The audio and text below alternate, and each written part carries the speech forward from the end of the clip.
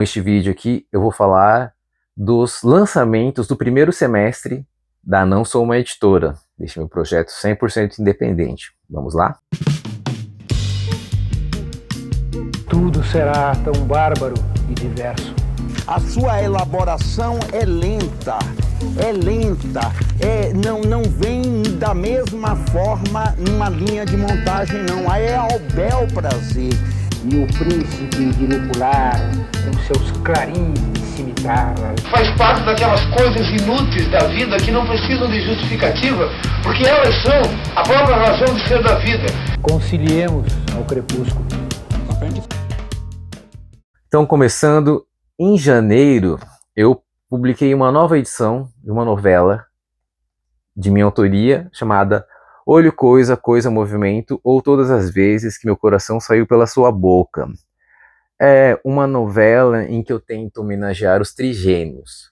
Trigênios, né? Não trigêmeos. Os trigênios, que são o Décio Pignatari e os irmãos Augusto e Haroldo de Campos, né? Essas três cabeças aí que impulsionaram, que projetaram um movimento concretista, né, no Brasil. É uma novela de ficção, ela se passa no Brasil. Aqui eu tento, né, através da prosa, me aproximar deste universo, dessa estética proposta pelos concretistas, especificamente que os trigênios, e mais especificamente ainda o Décio Pignatari. É como se esse livro aqui ele estivesse tentando se aproximar do romance do Pignatari, Panteros. Então esse foi o lançamento de janeiro deste ano de 2026. Em fevereiro, publicamos As Crônicas do Povo da Chuva, histórias e saberes mágicos traduzidos e adaptados a partir da memória pictográfica dos Mixtecas, o Códice Xochitl, que é este livrinho aqui.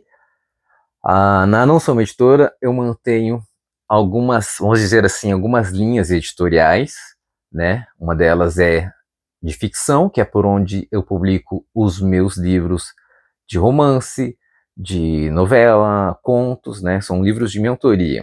E aí nós temos a linha de clássicos, onde eu resgato alguns clássicos que são de extrema importância para mim, que já publicamos Evocações do Cruz e Souza, Paulo Brasil, do Oswald de Andrade, né? Tem uma versão, que foi o primeiro livro dessa linha, que é A Criança Estrela, do Oscar Wilde, que eu traduzi e recontei num sertão mítico. Ó, que bacana.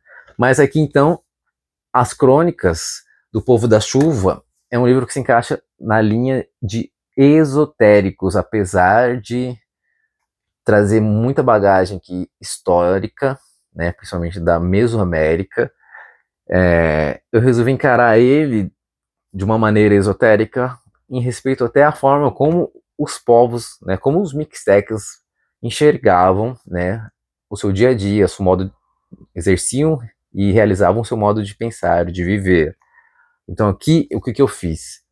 Eu tentei adaptar em prosa, né, as histórias contidas no Códice de Xochitl, depois de uma pesquisa, extensa pesquisa sobre, né, a pictografia, a cultura, né, eu adaptei em forma de prosa, né, as histórias de alguns personagens desse códice, né, e ao final aqui eu faço, né, apresento o esoterismo e o misticismo, né, dos Mixtecas, né, é um apêndice aqui que você vai ter a forma como eles pensavam o mundo, né, essa forma mágica.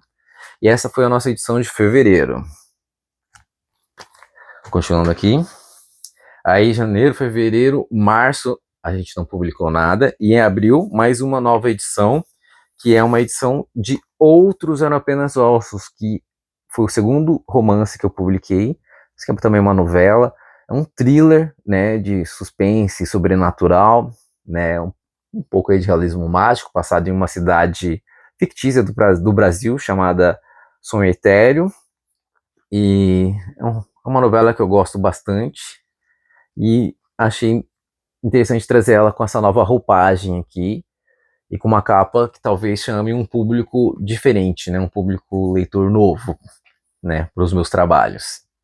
Então, janeiro, fevereiro, março, abril e em maio. Em maio a gente teve 2 lançamentos. Mais um lançamento da linha de esotéricos, que é o livro de Tell. Apesar de, né, o livro de Tell do William Blake ser um poema simbolista, né, eu incluí e, né, encaixei ele na nossa linha de esotéricos, porque além da tradução do poema do William Blake aqui, tem uma adaptação em prosa que eu fiz. Você pode ler o poema traduzido, o poema original nesta edição, uma versão em prosa, né? E eu adaptei essa versão em prosa em mente com os arcanos, né?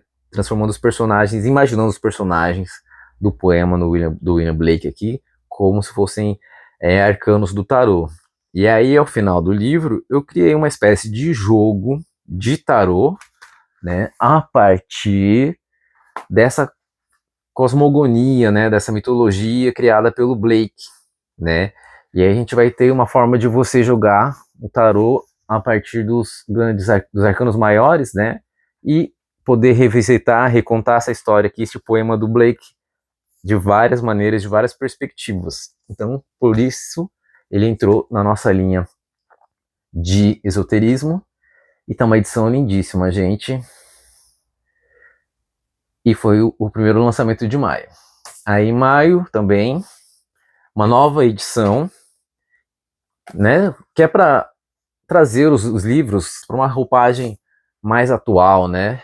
Então, é o meu primeiro romance, Café pro Santo, né? Tem uma nova edição, uma nova capa, um novo projeto gráfico, uma nova diagramação.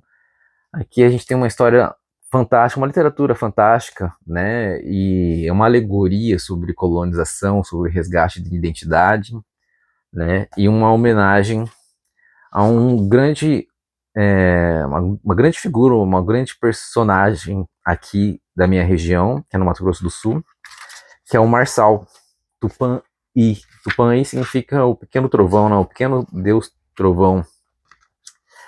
E tem essa homenagem aqui, a essa figura aqui, que é o Marçal Tupã.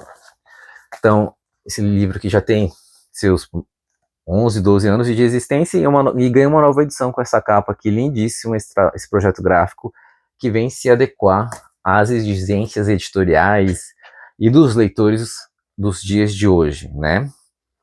Então, maio e junho. A gente também mais uma nova edição de uma distopia que eu publiquei, que eu escrevi e publiquei, né, durante o período da pandemia, que é Amputação Afetiva de Nós. Também com essa capa aqui, lindíssima aqui. Essa distopia aqui, eu vou até ler que eu gosto muito do texto de quarta capa, né? Uma distopia subdesenvolvida, um realismo fantástico subnutrido, uma novela confessional desalentada, uma periferia da ficção construída na periferia de um país periférico e cada vez mais isolado da civilização. De civilização, uma pré-história, porque mesmo com algum passo avante retrocedemos. Aniquilamos a história sem culpa ou memória, livres para repetirmos todos os erros que cometemos e fazemos questão de não lembrar. Porém, com as bênçãos de um anacronismo descarregado, tecnologia e barbárie, queremos acreditar que nos amputaram o afeto de nós, logo o afeto, um órgão tão vital. Que bom que essa história não é sobre mim ou sobre você, é sim, por que não, sobre uma mística ilha, paraíso da democracia e da liberdade, ínsula soberana chamada High Brazil. Aí específico aqui que a presente edição enriquece a experiência da leitura com a inclusão de um capítulo apócrifo e um guia de chaves e neologismos. Um convite para investigar as profundezas desta obra provocativa e instigante. Este livro, este romance, ele foi a primeira vez que ele foi publicado, não foi pela Não Sou Uma Editora, não foi uma autopublicação minha, ele foi publicado pela editora Mondro. Ficou um tempinho lá na Mondro, onde ele foi muito bem cuidado, muito bem tratado, e voltou às minhas mãos para eu poder, né, tratar ele pela Não Sou Uma Editora, né? Vocês podem ver, eu sou uma espécie de pai muito possessivo, né, muito controlador dos meus filhos. Então a gente tem aqui 3 romances meus que foram reeditados, né, ganharam novas edições, e diga-se passagem, edições, né, que mereciam, esses livros mereciam que essas edições, né, tem mais um aqui, ó, foram 4 neste primeiro semestre. Já leu algum desses livros? Pretende ler? Ficou curioso, curiosa para ler? Deixa aqui nos comentários. Quer saber aonde comprar esses livros? leoescreve.com.br, provavelmente o link vai estar aqui na descrição do vídeo, ou você procura na Amazon, na estante virtual, e ele é originalmente vendido pelo Clube de Autores. E eu vou ficando por aqui. A gente se encontra no próximo vídeo ou na próxima leitura.